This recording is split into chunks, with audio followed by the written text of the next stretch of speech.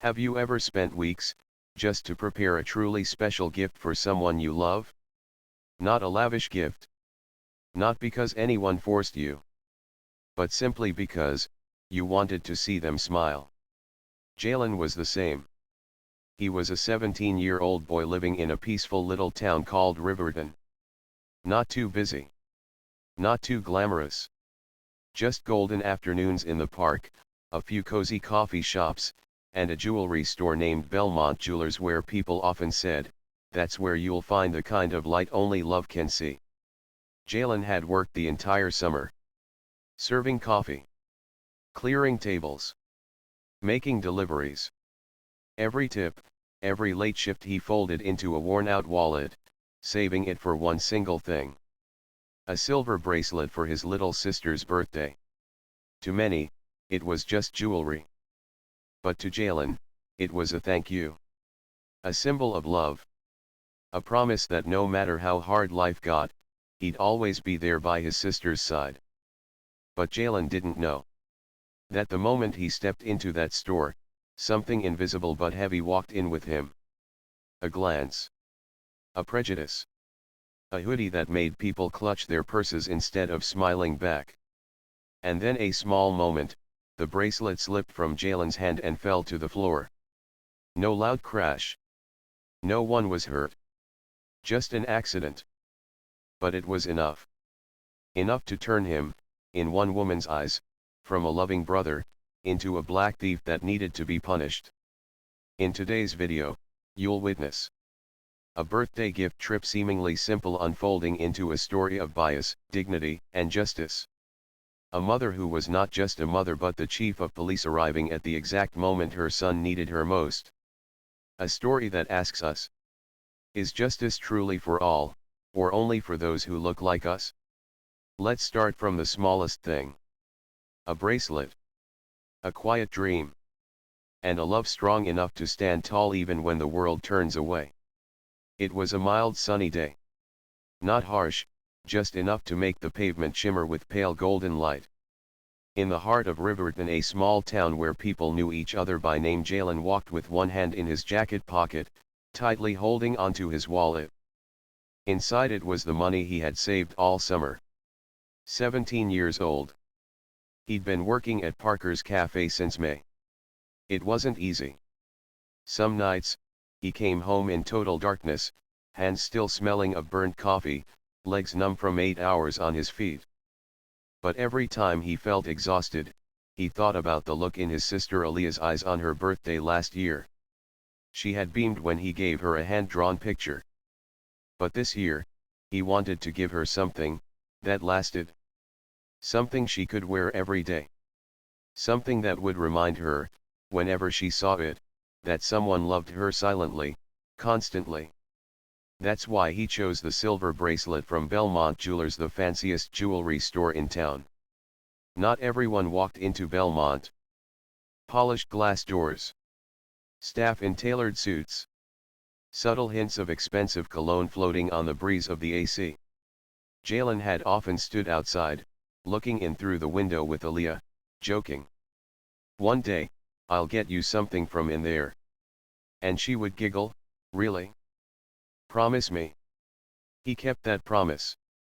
To Jalen, that gift wasn't just an accessory. It was a symbol. A symbol of quiet love. Of growing up. Of the desire to give despite life not giving you much. Just like so many of us. We can't always give our loved ones grand things. But we find a way to give something small yet beautiful and meaningful enough to say it all. That silver bracelet, to Jalen, was his way of saying, "I'm always here. No matter what happens, no matter how the world changes." Maybe the most beautiful part of love isn't in the gift. It's in the journey of preparing it. The quiet hours of work. The neatly folded bills. The moments of hesitation standing outside the store, turning away again and again because it wasn't enough, yet. And that day he finally had enough. Enough money. Enough courage. Enough love to walk through that door. But Jalen didn't know that just minutes later, what he'd face wouldn't be the price of a bracelet, but the cost of someone else's bias. Glass door opened. A small bell rang. No one turned. No one smiled. Just one pair of eyes, gold, scanning, swept over Jalen like an invisible security check. Margaret, a senior employee at Belmont, looked him up and down. Gray hoodie. Dark jeans. Worn sneakers. This boy didn't look like the others, those who walked in with designer bags, sunglasses indoors, and handled diamonds like they were born for them. Margaret didn't say a word. But Jalen could feel it. From the very first glance. Black people like Jalen, we always feel it. No one needs to say a word. It's in the look. The raised eyebrow. The heavy silence in the air, like your presence is somehow out of place. Jalen knew it all too well. His mom had told him, since he was little.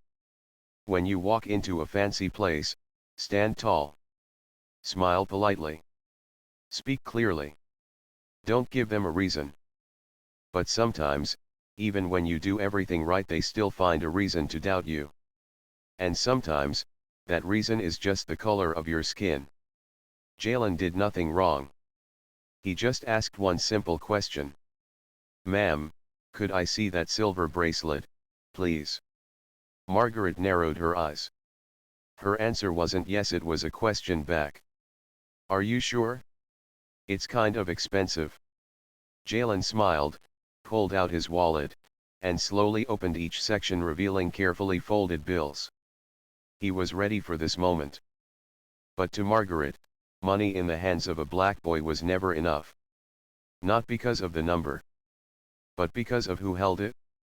This wasn't the first time. A 2019 study revealed that 56% of black Americans have been followed in a store just because they didn't look like buyers. They didn't scream. They didn't protest. They just walked away, silent and wounded, as Jalen had, many times before. But this time, he didn't step back. He spoke clearly. I worked all summer to buy that bracelet. I have enough money. Margaret didn't respond with respect. She responded with a cold dismissal. A kind of disdain that only needs a look, a smirk, and a system standing behind it. Sometimes, you don't need to do anything wrong to be accused. All it takes is to walk into a room where someone thinks you don't belong. Jalen still stood tall. Still kept his tone steady. But inside he was beginning to realize. The small gift he wanted to buy for his sister had become the excuse for someone to strip away his dignity. And then, in just 1 second, the bracelet slipped from his hand and fell. A soft sound. But the consequences were anything but small. The silver bracelet rested gently in Jalen's palm. He lifted it carefully, almost reverently, as if imagining the moment Aaliyah would open the box, her eyes lighting up in surprise and joy. It was more beautiful than he expected. Each charm intricately designed, each link catching the light under the crystal chandeliers. But then, like a blink of fate, his fingers slipped. The bracelet fell onto the glass counter, made a small clack, and rolled off onto the white tile floor. A pause. Longer than a breath. Then. I knew it. I told you. Margaret's shrill voice pierced the air, sharp and jarring. Just one item dropped. But for someone already convinced that was enough. Jalen hadn't even bent down to pick it up yet, when Margaret grabbed her phone and screamed into the receiver. Call the police. There's a black boy trying to steal. He's still here. No one asked. No one checked. No one waited to hear him speak. People around him, some stepped back. Some clutched their purses. Some glanced over like they were watching a familiar scene from TV. An older man shook his head slightly. A woman whispered. I knew it. Not surprising. And just like that, a bracelet became a weapon. Not to cause injury, but to cause humiliation. A slow, aching kind of wound. No blood. but a scar that would linger long after. In countless similar stories, the unintentional actions of black people, a phone pull, a lean forward, even just touching an item, are seen as signs of guilt. In 2018, at a large retail chain in Missouri, a 12-year-old boy had the police called on him just for brushing a perfume bottle, despite security footage later showing he never put anything in his pocket. The most terrifying thing wasn't the camera. It was the belief already planted in someone's mind. If you're black, everything you do is suspicious. When belief is misplaced, a small object can be used to destroy a person. Not because of its value, but because the one holding it is judged guilty before being heard. Jalen didn't run. He stood there in a room full of judgment and tried to breathe evenly. Not because he wasn't scared, but because he knew, one wrong move, and he could be condemned forever. And then, from outside, the sound of sirens. To others, it might signal safety. But for Jalen it was the beginning of a fear passed down through generations. The wailing grew louder, echoed through the glass doors. Jalen stayed still, eyes fixed on the bracelet still lying on the floor. His heart pounding, but his face eerily calm. No one had ever taught Jalen how to endure humiliation. He learned it through grocery trips with his mom when a cashier double-checked his receipt but not the white person behind him. Through the videos his mother sent. "Watch this, son." Just one word back, and they never came home. Now, Jalen was living the real version of every warning he'd ever heard. The door burst open. 2 police officers walked in. One was tall, gray-haired, with cold eyes. His name tag read, Sergeant Blake. The other was younger, with a slower gaze, Officer Doyle. The room froze. All eyes from customers, staff, even Jalen shifted to the 2 men in uniform. As if justice had just entered. But justice doesn't always know how to listen. "Hands where I can see them," Blake barked. No name. No questions. No clarification. Just reflex. A reflex shaped by a system that's already decided who the threat is. Jalen had done nothing. But he knew in their eyes, he was guilty the moment he walked in. And that wasn't just in his head. According to a report by the ACLU, American Civil Liberties Union, Black Americans are nearly 3 times more likely to have force used against them by police. Even when they don't resist. The system doesn't wait for your explanation. It reacts with its old memory. A memory fed by fear, bias, and centuries of racism. There are places where you don't need evidence to be punished. You just need to exist in a body they don't want to see there. Officer Doyle hesitated. He looked at Jalen. With a flicker of doubt in his eyes. Unlike Blake, who had already unclipped his handcuffs and was just steps away from Jalen. That distance. Just a small movement could have changed everything forever. Jalen didn't move. He took a deep breath. Then said calmly but firmly, "Call my mother." Blake sneered. "You can call her, at the station." "No. Call her now." The room paused. Not because of what he said. But because of how he stood. Back straight. Calm. Not begging. Not pleading.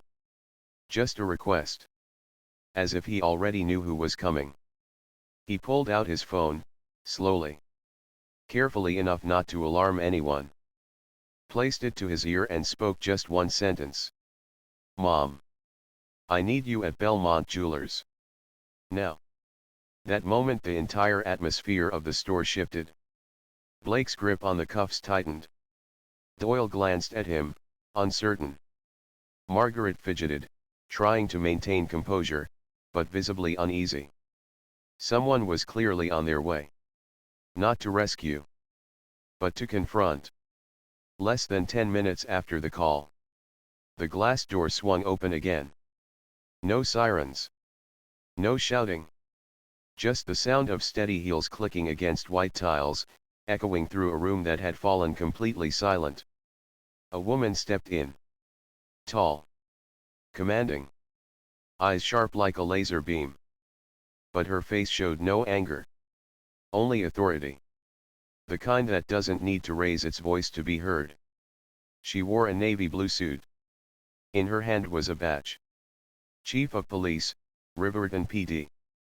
She stood at the center of the room, her gaze sweeping slowly across every person frozen in place. Then, she locked eyes with someone she knew well. Jalen. Lowering her badge, her voice wasn't loud. But it stopped every other sound cold. I am Dr. Simone Carter, Chief of Police of this city. And this, she pointed to Jalen, is my son. Everything came to a halt. Margaret stiffened like a statue. Blake loosened the cuffs almost involuntarily. Doyle exhaled softly, as though the weight pressing on his chest had just been lifted. In a room full of judgment, a mother walked in like an undeniable truth. No yelling. No anger. Just a look.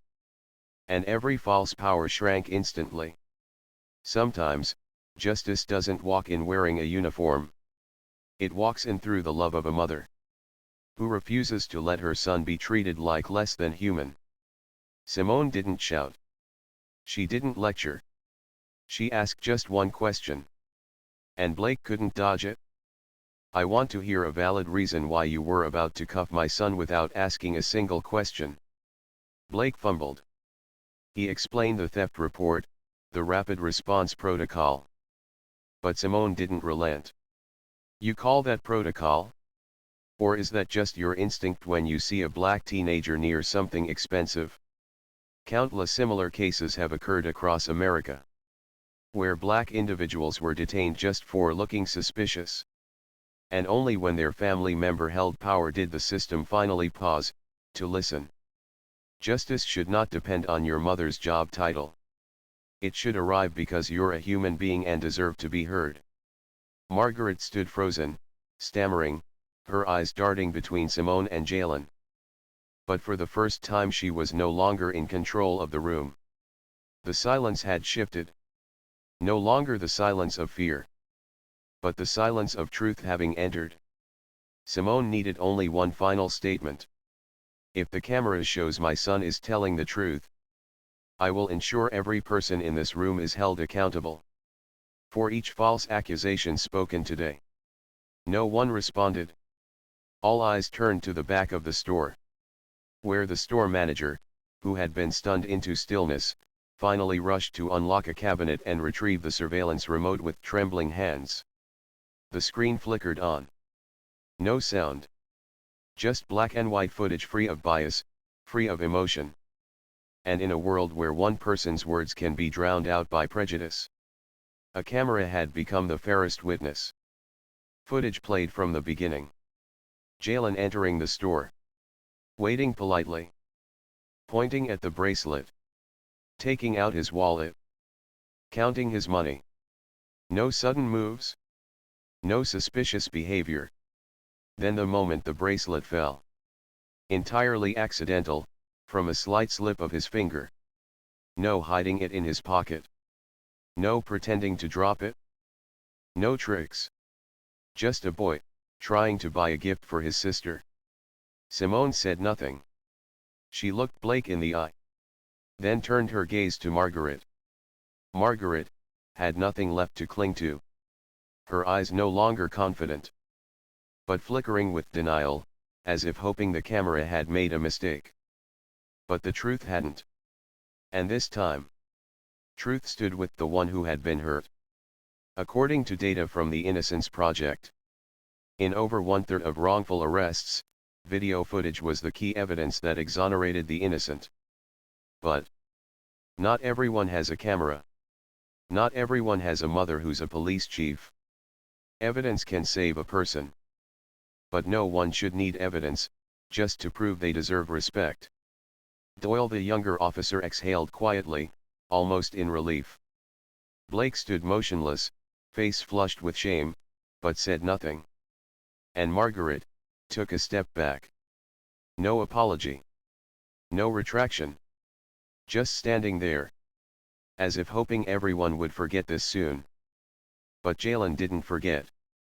He looked at the screen, saw himself, and felt something strange. The feeling of being validated, seen, believed. And that feeling was as fragile as the bracelet itself. Simone spoke, her voice calm but unyielding. Now tell me, who will take responsibility for that phone call? For this humiliation? For this nightmare? No one answered. But this time the silence didn't belong to Jalen. The truth was now out in the open.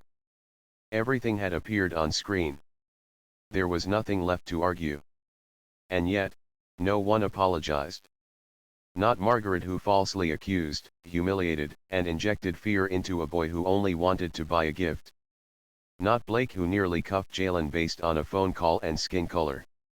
Not the other customers who stood by in silence. Silence, this time, took a different shape. No longer fear, but avoidance. No one dared make eye contact. No words were offered. Just faces turned away. As if to say, it's over. Let's not make it worse. And sadly, that's the familiar story for so many Black Americans. In hundreds of racially charged incidents each year, very few are held accountable. Even fewer receive a public apology. According to Pew Research, over 60% of Black Americans have experienced discrimination in public spaces. But only about 12% have ever received an apology from those responsible. Jalen knew that. He didn't expect Margaret to cry and say, "I was wrong." He didn't expect Blake to shake his hand and say, "I'm sorry, you're a good kid." But, inside, he still felt hollow. Because sometimes, silence hurts more than the accusation itself. The truth may be revealed, but justice doesn't always come with acknowledgement. Because the system doesn't often teach people how to say, "I was wrong." Margaret walked out of the store, without a word. Her chin still raised, but it wasn't pride anymore. It was rigidity. Resistance. Maybe she thought if she left fast enough, the memory would vanish with the breeze. But Jalen remembered. Every word, every look, every moment he was seen as a criminal. Blake left soon after. No bowed head. No glances. Just keys in hand. As if this had been a failed assignment. Not a near disaster that almost shattered a young man. Doyle lingered. He turned back toward Jalen and Simone. And nodded a quiet, almost apologetic nod. But no matter how sincere, it wasn't enough. Not enough to heal. Not enough to change what could have happened. If there were no camera. No mother. No badge. And that's the harsh reality for many young Black men. They don't have to do anything wrong. They just have to be there. And they become the target. Jalen stood silently, watching them leave. He didn't speak. He just thought. Sometimes, even when you win, it still feels like losing. 3 days later, the story exploded across social media. The name Belmont Jewelers appeared in every headline. News programs aired segments. Black teen falsely accused at high-end jewelry store, mother is police chief. Outrage poured in. Yelp flooded with one-star reviews. Margaret was placed on temporary leave, a phrase that always blurs the line between punishment and protection. Sergeant Blake faced internal investigation. Officer Doyle remained silent, offering no public comment. But Jalen didn't feel like it was a victory. He sat on the couch, phone in hand, scrolling through hundreds of sympathetic comments. People praised his mother, admired his composure, condemned Margaret. And then, he put the phone down, took a deep breath. If my mom weren't the chief of police, if there were no camera, if Doyle had acted like Blake, then maybe I'd have been arrested. Maybe no one would have believed me. And that's the truth behind many news stories. The justice you see isn't always a victory. Sometimes, it's just a narrow escape from tragedy. According to NAACP, black people make up 13% of the U.S. population, but account for 27% of proven wrongful arrests. Not because they did wrong, but because the system suspects them first, hears them last, and rarely apologizes. Jalen didn't want to be a hero. He just wanted a normal day. To buy a gift. Without being watched. Without having to prove his innocence. But it turns out, that kind of normal, is a privilege. True justice isn't the moment you win. It's the long, exhausting road you walk, so that it doesn't happen to someone else. Simone, his mother, understood that. So when Jalen asked, "Is it over now, Mom?"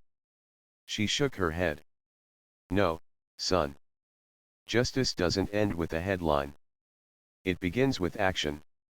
That day, she called a journalist, requested a formal public investigation, drafted a policy proposal to reform emergency response procedures. And most importantly, she pushed for mandatory unconscious bias training for all city employees and officers. Not for revenge, but to prevent the next child from calling their mother in fear. Aaliyah sat on the living room floor, the silver bracelet shimmering on her wrist under the warm yellow light. She grinned brightly, raising her arm like she wanted the whole world to see the beautiful gift. "Jalen picked this out for me. Mom just went to get it for him. I'm going to keep it forever." Jalen looked at his sister, his eyes softened. Every dollar he saved, every hour he spent making coffee, every temptation he resisted to spend even a little. It was all for that smile. But now, he knew. What put him in the middle of that store, accused and threatened with handcuffs, was never the bracelet. This fight was never just about a gift. It was about a question.